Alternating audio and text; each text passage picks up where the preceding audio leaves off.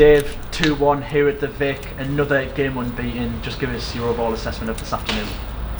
Obviously really pleased, found a way. I thought we started the game really well.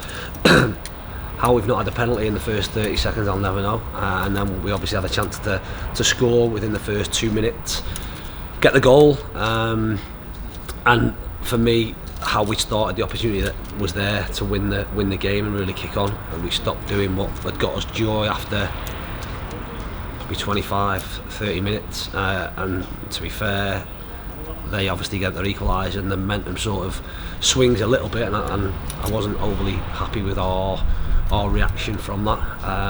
We then obviously spoke at half time around can we get back to what we were doing at the start of the game, and we said about set pieces as decided the game. It's a great ball and a great header, and we obviously then see the game out with a few nervy moments towards the end. But great to get 3 points. Great to get 3 points when I suppose teams are just about to kick off. I suppose the teams in around us go into it knowing that Notts County have won and we've won, so a little bit of a squeeze on them.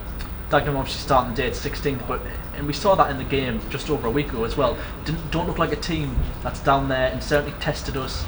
And did you always know that was going to be the case with them? Yeah, they're and this isn't meant to sound the wrong way. They've got a good squad. They've got a squad and a budget that shouldn't be where they are in the league, but they've not sort of had quite a few changes in the summer in terms of squad they put together. Haven't really hit the ground running. I've made some changes as the season progressed and have been miles better since sort of January really. So they're probably a team that are at their best now, where they probably weren't at their best through October, November, December, which is the important bit to get a good start. So we knew it was going to be a tough game.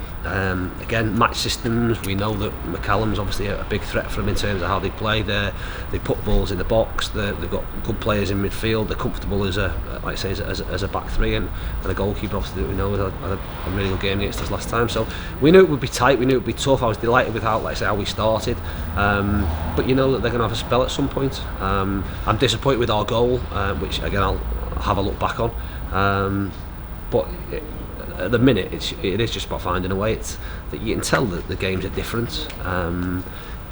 As I've said previously, one mistake probably in the first game of the season, you have the rest of the season to get over it. When you're into single figures in terms of the amount of games left, one mistake can be the end of your season.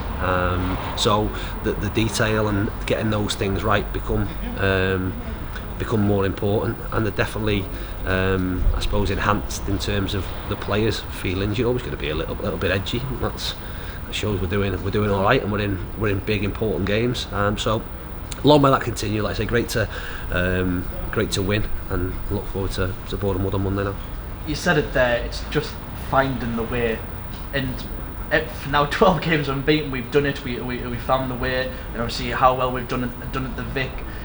Is that impressed you the most, that we're winning games, but winning games in different ways? Obviously teams set up differently every time we face them, but we just keep finding that little bit extra. Even when Dagenham equalise, we find it, and we always seem to push on, and obviously that unbeaten run showing that. Yeah, that's the mark of it. Like I say, mark of a team that is where we are in the league, and there's always going to be adversity. Like I say, stats will tell you that normally when we score the first goal we're very good, and we tend to win a large proportion of the games we've had, but yeah, you've got to do different things. Like we found a system that works for us, and we know how to tweak it if different things are against us defensively and offensively, and what we've done is we've built belief, and when you are on a run of wins, or not losing if you like, that builds and builds and builds, and you do get that little bit of feeling of not so much invincibility, but that we don't worry about it, don't let it affect you too much, move on, go and try and win the game. I thought we did enough in the first part of the game to really go and grab it. I think we made it difficult for ourselves, allowed them to come back in the game, and the second half was always going to be a challenge, but we get over the line, and in continuing to do that, that's not a fluke or that's not lucky all the time. We're becoming like I say, a settled squad that really believes in what we're doing, and like I say, hopefully that'll continue. Just going back to the beginning, Ryan Johnson dropped out of the squad today. What is saying it came in? Assume that's an injury picked up in training. Yeah, we're not having much luck on a Friday or the day before the game, Thursday as it was. John O's had a collision with Henrik going through set pieces yesterday, right at the back end of training, and has jarred his knee.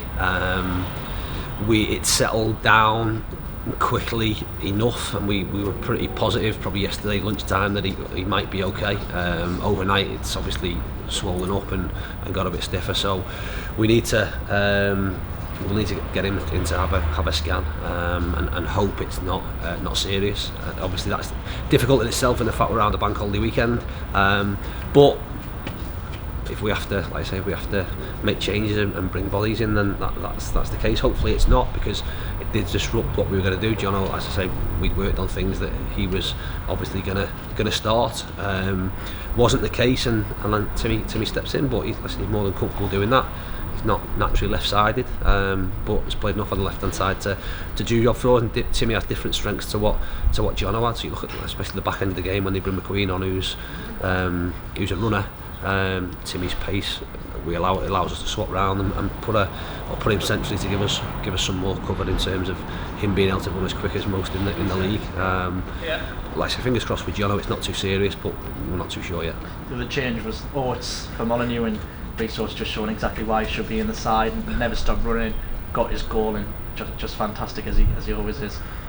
Yeah, again, looking at the system, we Luke Armstrong definitely is more effective with support and bodies around him. Moles obviously played last week at Stockport, but probably played a little bit too deep and probably played more as a 10 off, and we didn't get runners going beyond, and Luke became a little bit isolated. Them two, as I've shown previously, have got a decent partnership where they have a decent knack that if one doesn't score, the other one does. So obviously for him to get another goal is great. He's chasing Luke now, and Gav's chipped back in again with an important goal in. For him, what wasn't his best game by any stretch, but we've continued to say to him, just keep getting in there, because he can finish.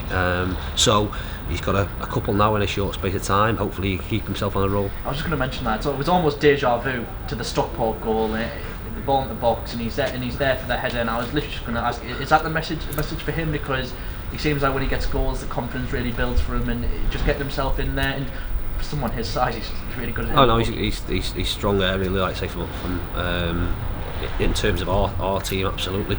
And he makes good runs and gets himself in there. Listen, the goal at the end when Benno sort of slides him in, it's so close to scoring and making it 3.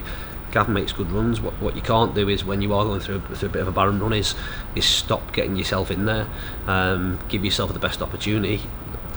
Goals in the main are always going to be scored between 6 and 12 yards out and in the middle of the goal, and not much different today in terms of how those things have happened. So you just keep getting in there, keep backing your ability to be able to put the ball in the net, and then all of a sudden, from an individual perspective, that confidence builds, and as has been the case, he's gone on a little run, and hopefully that continues. Just finally, you mentioned him there, Bennett came on for his debut, only signed yesterday. A few fans wondering, signing a player from a rival team who's kind of in the same position as us at the moment, but he came on and he showed his strengths. Obviously nearly set up Gav. What was the reasoning behind Bennett's signing? We've been trying to bring in another forward, and we've explored lots of avenues, really. Different types, different levels, looking at what we work with us financially. We probably, again, we're in a position where potentially we could have done it 2 or 3 weeks ago, but things changed in terms of what Stockport wanted from the deal, in terms of recalls and things like that, so that put a damper on it to start with.